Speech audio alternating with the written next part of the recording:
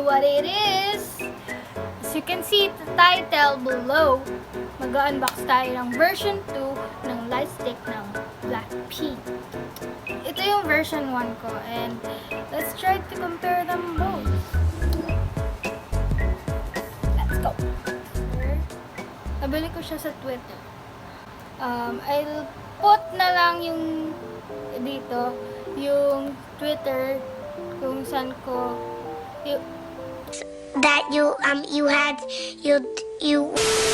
lalagay ko na lang dito yung sa Twitter kung saan ko siya nabili. And yan! Unbox! Let's do this!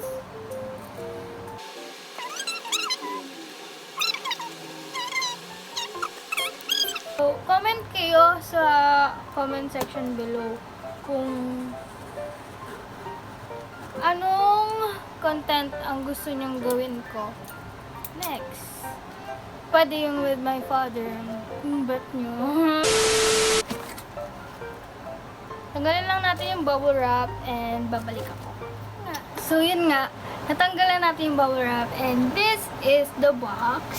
Let's put this first aside kasi may mga kasama pa mga photo cards. I'll show you them. Kuha kayo ng 4 photo cards, which is si Lisa, si Rose, si Jenny, and Jisoo. So, makakakuha kayo ng photo cards silang 4 with signature. Ito yung holographic eme. Tapos sa likod nila is yung pinaka light stick lang.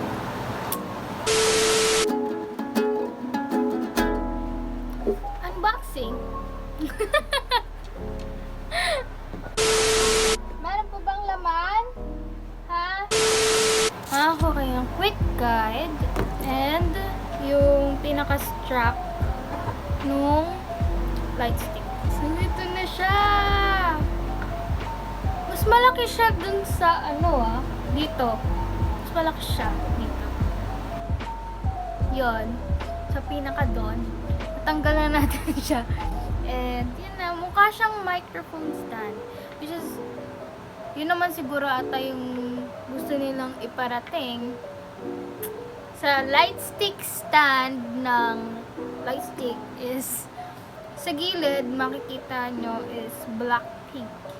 And then dito din sa baba, sulat din sa kanya is BLACKPINK. I don't know if it's visible. Yan. Sa side, meron lang siyang heart. So sa light stick naman tayo. Dito, nagbago talaga yung itsura niya sa old one. Makikita niyo yung dito. Metallic siya. Ito, parang plastic na rin. Umiilaw din to. Yung dito niya is same pa rin naman sila ng quality. Dati kasi 'di ba, parang iniikot siya para mawala and magkaroon ng sound. Yung latest is na lang siya, ganon. Ito, since may butas, it's may sound. Pag ginanon natin yan, it has no sound. Okay? Ayan, ito yung sinasabi kong iniikot. So, you turn this, ganyan, para mawalan ng sound. And ikot nyo ulit, balik, para magkaroon ng sound. Mas malakas yung old. Ito kasi pang pabebe. Ganun lang. Ito. Ganun. Mas maganda tong new one kasi natatanggal yung pinaka-battery niya. I mean, yung lalagyan ng battery niya. Dito kasi dati, lang dito yung pinaka-battery. So, tinataktak mo talaga para matanggal mo yung battery. Dito, kailangan niya ng 3 AAA battery. Dito, 2 lang.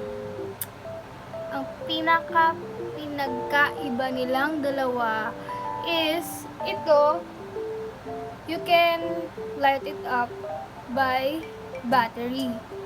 But ito, pwedeng wala kang battery and pwede ring meron kang battery.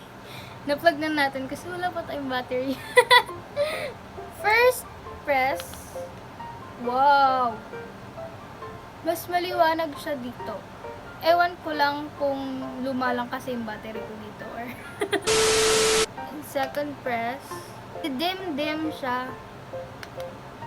Then third press is nag-flicker. Fourth press, off. Before kasi, ito yung first press niya. Then second press is yung mag-react siya doon sa music. Then yung third press is off. And this one, pwede mo siyang i-connect sa Bluetooth. The triple press mo siya. Yan. Until mag-blue. Pag nag-blue na siya, o-open nyo yung app nyo. And i-connect niya itong light stick na to doon sa app. Mag-install kayo ng app, which is yung BLACKPINK. Ito, which is yung BLACKPINK. Then, open natin. Of BLACKPINK official light stick version 2. Then, ipipress natin yung light stick natin ng 3 times. Then, hanggang sa mag-blue siya. Then, i-connect na natin to sa ating device. Charan! Ayan na, na-connect na natin. And, pwede mong kontrolin yung brightness. And, meron ding mga naka-preset na.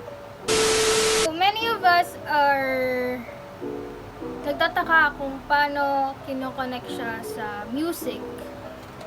Ito naman is balik tayo. Then, punta tayo sa Vimeo. Vimeo BLACKPINK. Ito lang yung pinaka, as of now, I can say, ito pa lang yung mga videos na nakakapag-react yung light stick na to. Dito sa app, sa music na to. Then, press nyo lang yan. And off natin siya. Then, wait for 3 seconds. 1, 2, 3. Then, on ulit. Then, open. Play the music.